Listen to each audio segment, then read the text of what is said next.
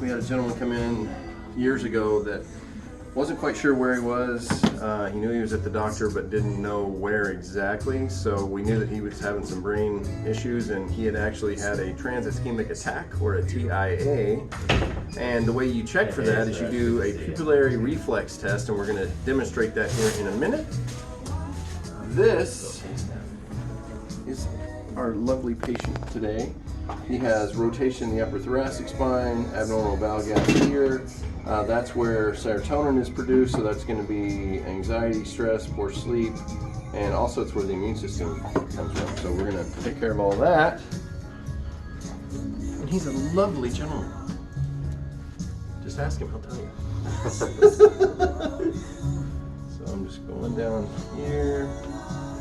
So it curves in on the left there, so we'll do the vibration on that side.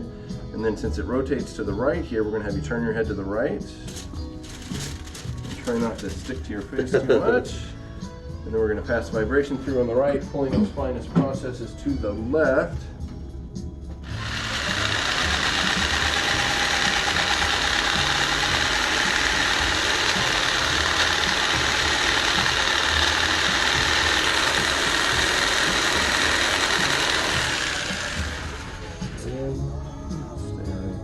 So I just support it on the left, or technically that's his right.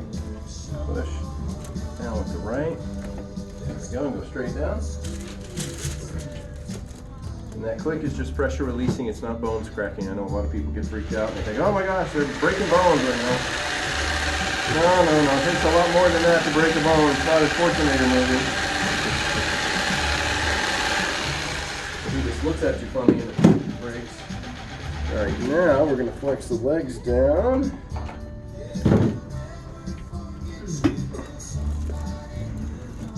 And go up each individual segment first to feel each disc open up.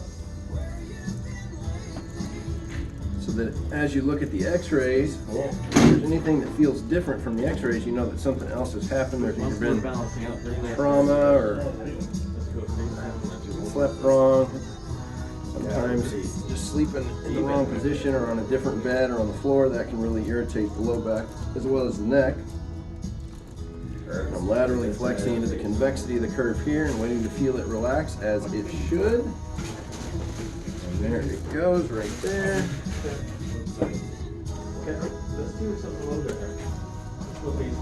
Alright, so now I'm going to have you on your side facing the window, sir. And right there I was just checking the leg length to make sure the legs were even, and they are. So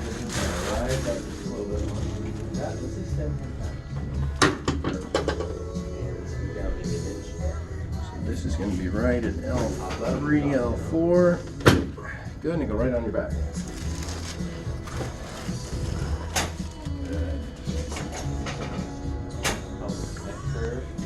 Here in the neck, it's pretty basic here. Get some tension on the upper spine, C2 on the right. Alright, this side up, Jason. Down here, C5, 6 on the left. Good. So now, the pupillary reflex test. The reason that I'm doing this, let me get my flashlight.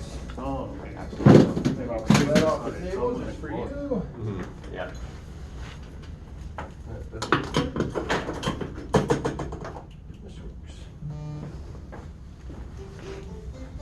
Because our lovely patient here fairly recently had a bit of a TIA as well, and so this is how we check to see what side is affected. So they call it a space-occupying lesion, but all it means in the TIA case is that there's blood on one side of the brain or the other that's interfering with the communication of the brain to the rest of the body. So what you do is you have the patient look straight up at a spot on the ceiling, and you can come around and see. He's got brown eyes, which makes it hard to see. So we have a pin light here. We shine on the outside of the left eye, and then come across and shine on the inside of the right eye, coming back this way, outside of the right eye, inside of the left eye. And now those are both reacting very well. In the past, whichever side doesn't react as well, so if it doesn't constrict like it's supposed to with the light, that means that whatever side you're shining on, that's the side you need to stimulate to help get the better connection to the brain to help overcome the TIA. And in the past, for him, it was the left side, so we're just going to keep going that route to make sure we have a nice strong connection on the left side of the brain. Doing the vibration between the tibia and the fibula.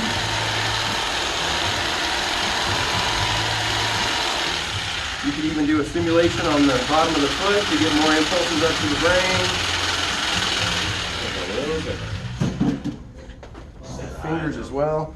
I mean, that's the craziest thing. You can do this test on a normal individual that doesn't have any issues. Go down here and pinch their hand like that, and just that impulse changes the way the brain reacts. So all the stuff we're doing is for a reason. Just relax, I got you. Working on the ulnar tunnel there, up here for the shoulder. Good, and then cross your arms for me, sir. And make sure I'm not breaking that necklace of yours, because that would be bad.